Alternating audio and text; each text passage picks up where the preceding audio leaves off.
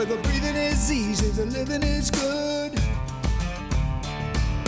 Out in the great outdoors. Larry Smith Outdoors is brought to you by Warrior Boats, Vortex, Tub Hotels, Leroy's Meats, Bartline Barrels, Magic Products, Power Sports Company, Mike's Country Meats, Baronet Blinds, Drexel Building Supply, Eskimo and the MRD Group. Out in the great outdoors.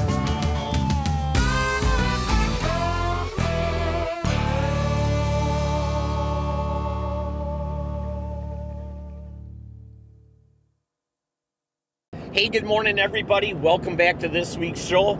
We are on the road like we are each and every week, and this week we're heading to see our good friend Brian Zupke, Big B's Guide Service. You know, Big B is definitely on the top of my list as far as guys to fish with. Mainly, well, he's a great fisherman, and we have so many of them, but this guy has got just an unbelievable, funny personality, always coming up with something, and he has a passion to fish panfish.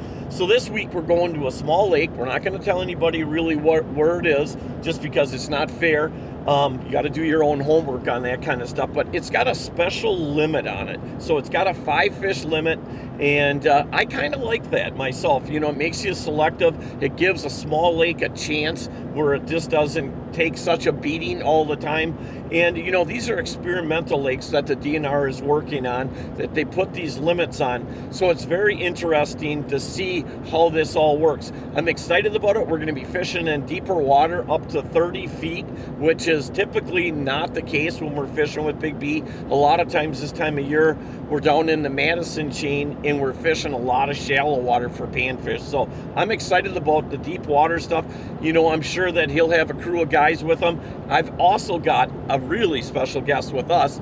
Yeah, I'm going to tell you guys right off the bat who it is. I got little Stinker in the back of the Suburban here, and you know what? It's warmed up, and you know, it's kind of one of them things where we've had some really good cold fronts, but all of a sudden you think that, you know, winter's here to stay, and all of a sudden now we're back into that high 30, 40 degree range, and little Stinker is definitely out of hibernation, and he wanted to go fishing today. So, hey everybody, hang on to your heinies. We're going to have some fun no matter what, and hopefully you guys and gals learn something about fishing panfish. So, hang on to your heinies.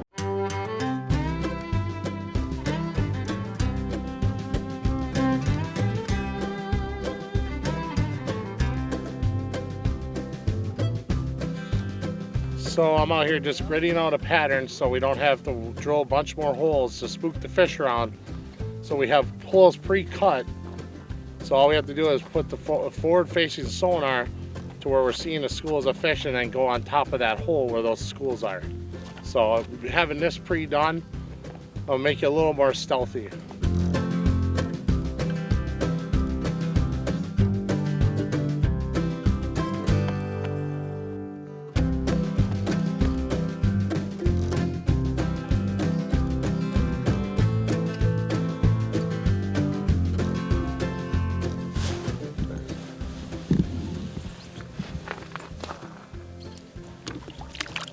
Little guy.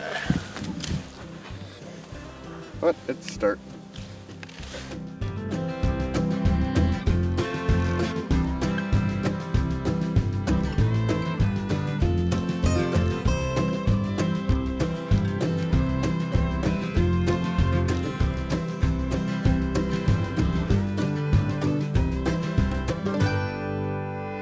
Alright, so here's a tip for you guys with your Vexilars.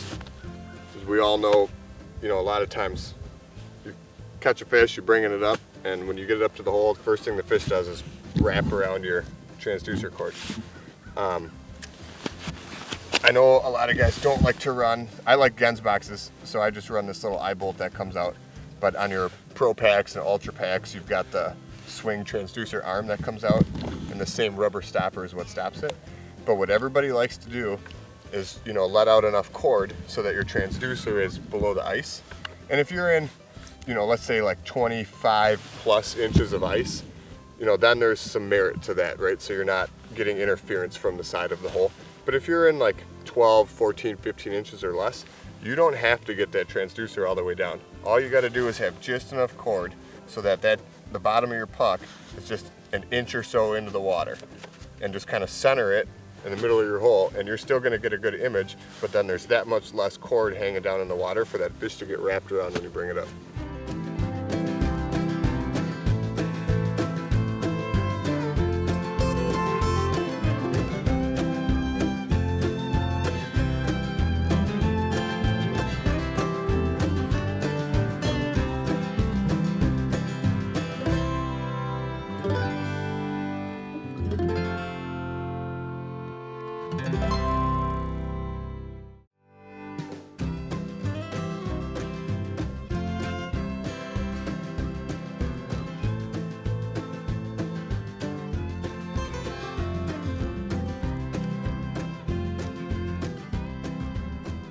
Off, got the old Vexy down there. Feels like a good fish.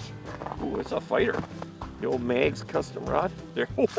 Oh, yeah. Now that is a nice gill right there in anybody's book right there. You know, again, it's really cool when you have the opportunity. You know, I'm not taking credit for any of this today as far as finding this lake, and I probably won't even ever come back to it. But it is cool knowing that there's so many good bodies of water, smaller bodies like this, that are protected and have these 5 fish limits on them, where you can come and obviously take your kids, come yourself, and catch some nice fish. Austin, when most people come out and they duck hunt with you, obviously because you're guiding for it, what's their goal? It's kind of a mix. So I'll get groups that there's that certain species, target or two where they want a nice, old squaw or goldeneye or redhead, canvasback, bluegill, Yep. some kind of duck for the wall. Yep. And then I get other groups that just want to, they've never experienced layout hunting before, just open water layout hunting like that, and they want to do it. They're from a state maybe where that's not an option, Mississippi, Arkansas. Okay. So it's just kind of because it's a cool hunt. It's a very, kind of old school traditional way to hunt ducks, right? Out in a layout boat. Out in the middle of nowhere. Catches them. Right here. Hey, how much you want for that dog? Oh, girl, thank you. That's the easiest way to fill your pail. I need to do that on Winnebago. Just have a dog like that and just sit out there for about 20 minutes off a black wolf, and I'll have my limit of perch and go home. Right? Don't even have to get my auger wet. Okay. Crappie. Not a bad one, maybe like 9.5, 10. Good, perfect eater size. Leave it right there. You're allowed 5, so that'd be a good start to a nice little sandwich. And the dog's gonna steal my fish. Yeah, they were all over. Feels like a pretty nice one. Oh, nice crappie. Nice crappie, nothing huge. Nice wide bluegill.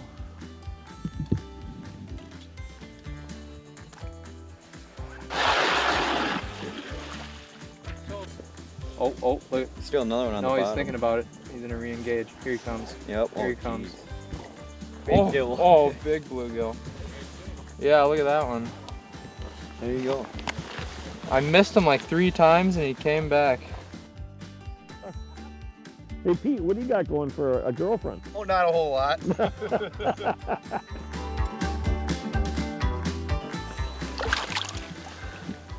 Nice fish. Good 8-incher. Perfect. That's the best. What do you think, Thule? No. Hey, be nice. There you go.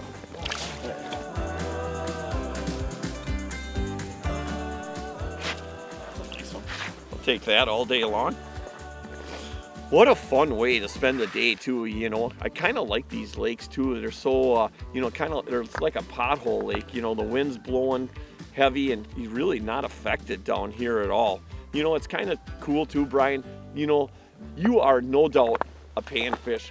I don't know, a wizard? Panfish wizard, would you call yourself? Or what would you call yourself? A panfish what? Panfish freak. Cause you are kind of a freak, right? I do love catching myself some bluegills. Bluegills and perch are my definite target species of fish. Yeah.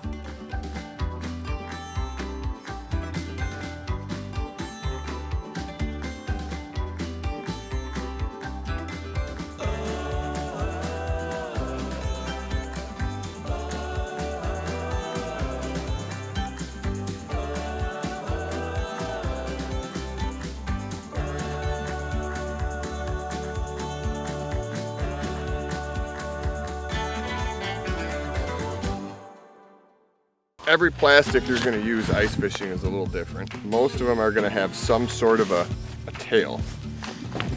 Now this is not the ideal jig head for plastic because I didn't feel like retying. Usually I'd want more of a straight Aberdeen style hook shank, but this will work. So most of your tails are gonna have, you know, there will be a flat, like there would kind of be like a paddle tail shape. So there'd be like a thin and a wider end. You want that fat end to go horizontal. You don't want it vertical, you want it horizontal because that's what catches the water and makes your tail move. And a lot of these ice plastics, the less you thread it on your hook, the better. So I'll only probably actually thread my hook probably about 1/8 of an inch, maybe at the most, onto that jig. And right now I've got it sitting pretty flat with the jig head, but if I wanted to, because a lot of times your jig, even if you turn your knot a little bit, your jig's gonna kind of hang like that. It's not a super natural presentation of the tail. So the less you hook it on your shank, you have more wiggle room, kind of slide it back and forth and play with it. So I'll usually slide it back towards the hook point until it's hanging more horizontal like that. And then it's gonna look a lot better in the water and be more flat. Silver minnow down there. Oh, that's a nice crappie. Yeah, you got the small shiver minnow on there. That's freaking absolutely perfect. Yep, couple spikes on the bottom right there. Loving that one right there. Yo, shiver. Shiver me timbers. Crappie. Nice job, Stinker. Let's go drill some more.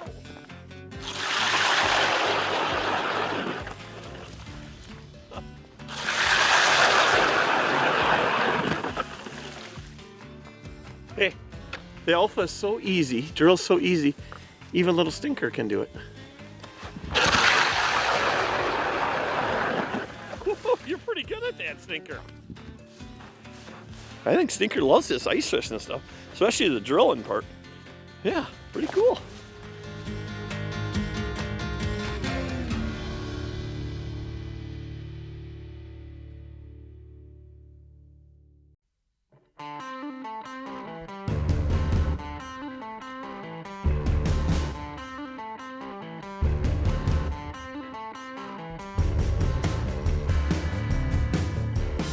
One thing about panfish, man, you look close at them, it is hard to find a prettier fish. Where you get the purple and the blue and the yellow. They're just cool.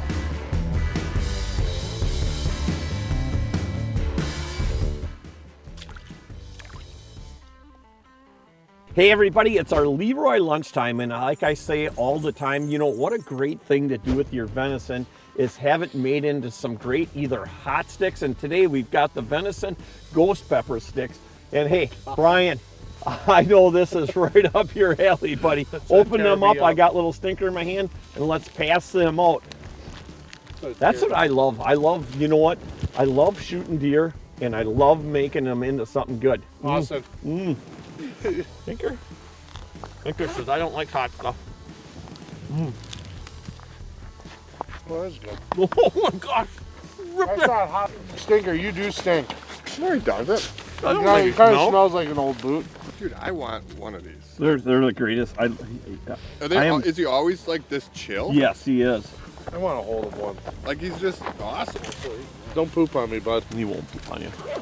Yeah, Good job, Kim. not too bad.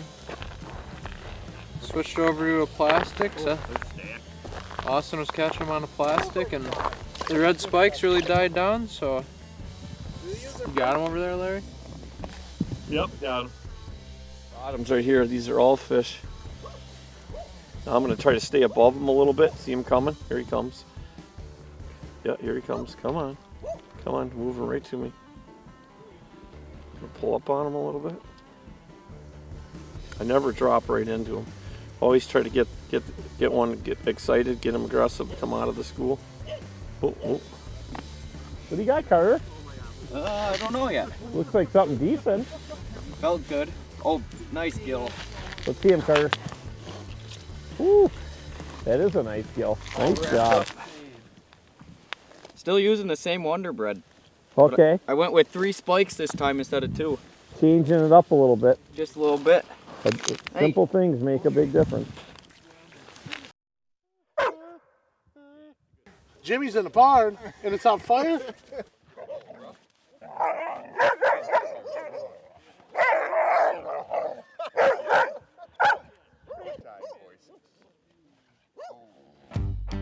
I guide pretty much over 300 days a year, and the people that I bring into my boat aren't just customers and friends, they're actually family. And I always try to keep these people as comfortable as I can and safe, and I cannot think of a better product than a Warrior boat.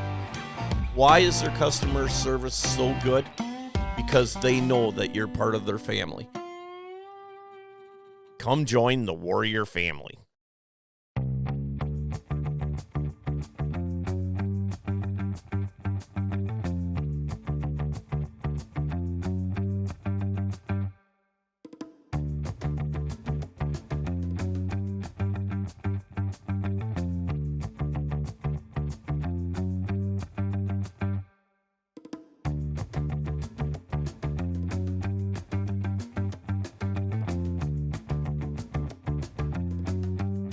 Always stay above the fish, right? We Yep. missed them. Okay. I like to fish the top fish. Yep. Work it down into the school. A lot of Like times- how far? Like this lake is a pretty clear lake, you guys. So when you see a school of fish, right now you got them coming up. How far above the fish should you stay? You never want to drop down into the school. No, I like 2 or 3 feet above them, Okay. or until you see them react and start making their way for your bait. Right. Kinda So you're tells me. just basically trying to pull the aggressive fish up out of the school. Right now you got 2 or 3 of them coming right up. Ooh. You missed them again. Little Stinker is not impressed with your last 2 hook sets. I hate to tell you that, Pete. Right? He's watching you like a hawk. He's watching the Vexilar like a hawk. Oh, there you go. Nice job.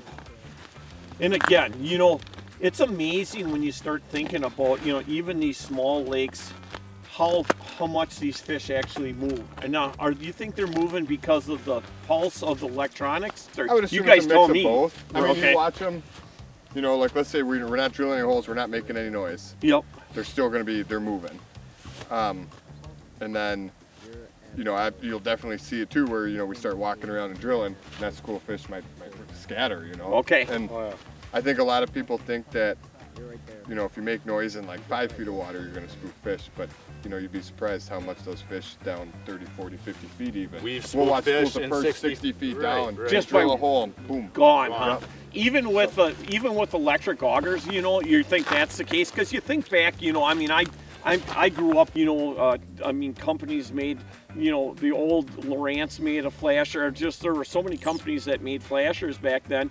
And then now you look at the electronics and, of course, the Vexilars, and then you look at all the live imaging stuff. I mean, it's just everything has changed so much. So you were saying this before, Austin, you're so much more efficient on what you're doing now. And if it doesn't matter if it's social media, it's electronics, it's clothing, it's augers. I mean, just everything has changed really, and that's probably why so many more people have gotten into ice fishing, because of the conveniences of it and the amount of knowledge that's out there now when it comes to it. So you can just be a guy that, like most of us all fish for a living, but you can be a person that just fishes on the weekends. That's because you're working all week, and you can come out and be productive because you're watching all week long on social media where things are happening. Right, you don't really have to, go out there and really put the hours in anymore. If you want to just find a bite, it's a couple clicks away. Right. And it doesn't take long, again, with the electronics that you have nowadays, to break that body of water down. The mapping, chips, so where if there's any structure in the lake. Most of them have been mapped out before.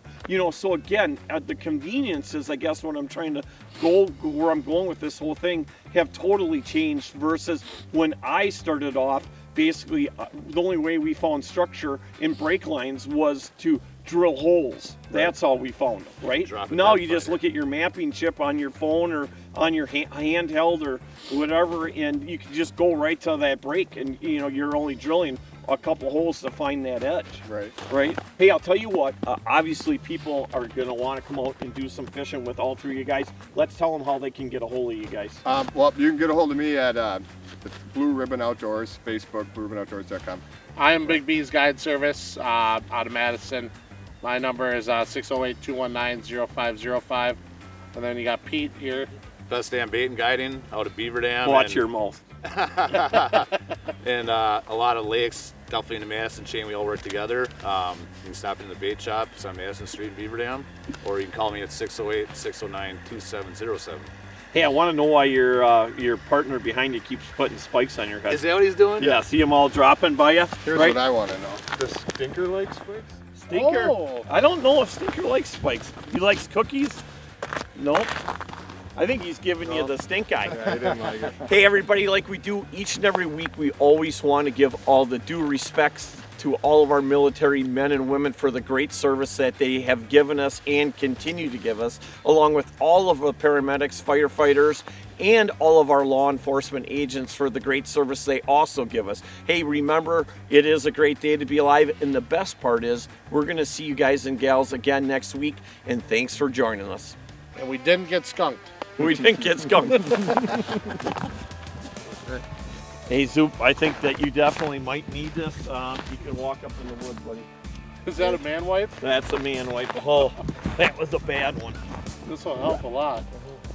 Tub of towels. I might need another sheet. You might need the whole tub after that one. Thule, it's good. Oh, it's good. Hey, Thule, here, come here. Hey, look at the hair on Thule's back standing up. Hey, come here, come here. No. Oh, bad. How's your pothole, Tuli? I got you, you old fat rat. Well, he wanted to come back. That's you, Jared. Soft though, for what he I is. know, like you look at him. You're scaring the poop out of little Stinker.